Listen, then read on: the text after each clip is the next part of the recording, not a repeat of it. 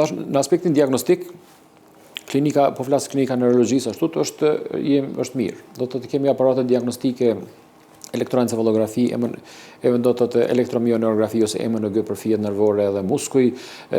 Ultrazonin e kemi, është CT, domethënë tomografia kompjuterizuar, e cila është pjesë e radiologjisë, e cila funksionon në klinikën e neurologjisë, po ashtu rezonancë magnetike, e cila jo çdo qendër e posedon të qendër e klinikë neurologjisë që ta ketë në objektin e vet. Edhe kemi në shfrytëzim, edhe pse shfrytëzohet edhe për pacientëve të tjerë. Pastaj është angiografi, kështu që këto pajisje i kemi pothuajse mbuloj një pjesë të madhe do të thotë të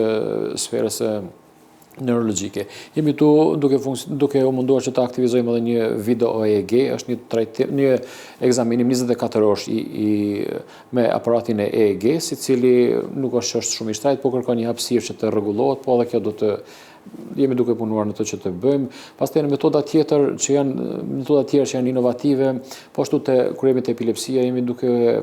finalizuar tani trajtimin e epilepsisë me një metodë përveç deri tash kemi qenë me medikamente, edhe përmes të metode që është ngjashme si pacemakerit të zemrës që përdoret, quhet vagal nerve stimulation, është një aparat i vogël i cili vendoset në lëkurë dhe vendoset rreth nervit vagus, për të kontrolluar më mirë sulmet epileptike. Kjo bëhet vetëm për një grup të caktuar të cilët quhen epilepsi farmakorezistente,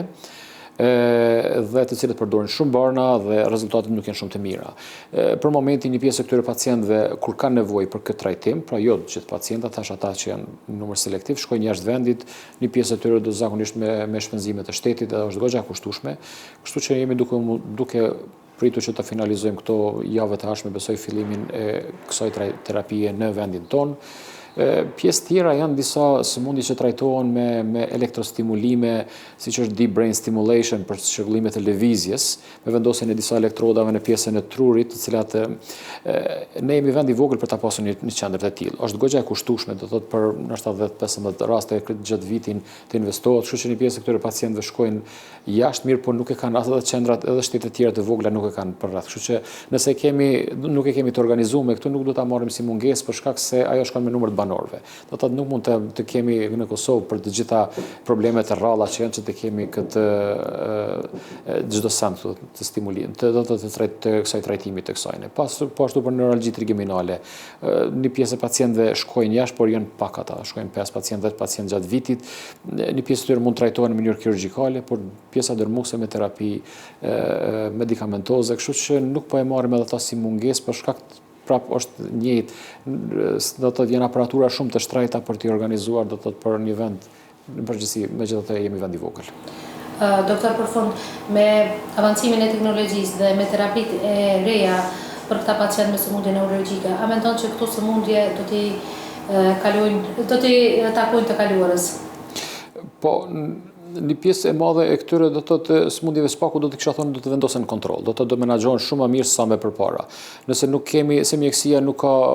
shërim për çdo sëmundje, mirë po ka menaxhim. Edhe nëse menaxhojmë një sëmundje që pacienti të ketë një mirëqenie, të vazhdojë jetën e tij, funksionin e tij, edhe nëse merr ndonjë lloj terapie, mirë po e menaxhojmë mirë ato, atëherë kjo do të llogaritet si sukses, sepse ende nuk kemi, do të thotë duhet të gjenden shkaktar dhe çdo send nuk mund të shërohet, mirë por në një anë të punohet me parandalim, në anën tjetër të punohet me menaxhim të mirë dhe në kjo është kvaliteti i jetës. Domethënë kvaliteti i jetës përmirësohet, nëse pacienti më përpara do të thotë është dashur që në moshën 30-35 vjeçare të mos nuk ka mundur më të funksionojë, të punojë me trajtimet e mira, do të thotë ai ndoshta do të mund të punojë edhe deri në pension. Kështu që qëllimi do të thotë që të përmirësohet mirëqenia, pra në një anë me parandalim, me masa të tjera dhe me menaxhim sa më të mirë, do të thotë e mundësitë për menaxhim më të mirë ekzistojnë. Kështu që për një pjesë të madhe të sëmundjeve do të menaxhohen do të trajtohen në këtë mënyrë, do të me parandalim dhe menaxhim të mirë. Falenderoj shumë për këto këshilla kaq profesionale dhe përkuese për pacientët tanë. Faleminderit e juve, faleminderit.